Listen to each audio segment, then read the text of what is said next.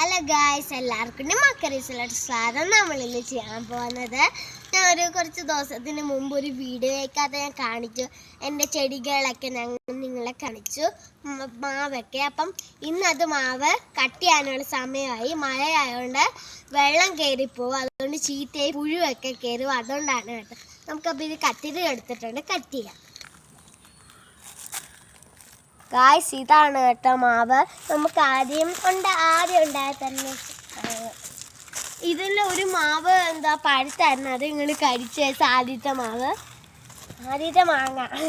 അതൊക്കെ ഇത് കത്തില്ല.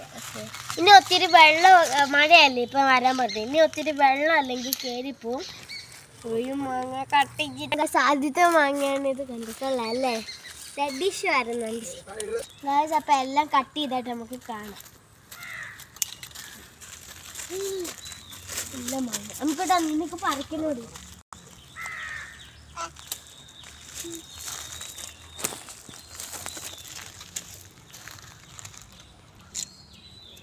ഗായ്സ്, ഇത്ര 5 മാങ്ങ ഉണ്ടായിരുന്നു. അതിലൊരു മാങ്ങ പഴുത്തപ്പം ഞങ്ങൾ അത് കട്ട് ചെയ്ത് കഴിച്ചിരുന്നു. നല്ല മധുരമായിരുന്നു. അപ്പോൾ ഈ ബാക്കി 4 മാങ്ങ കിട്ടിയിരിക്കുന്നത്.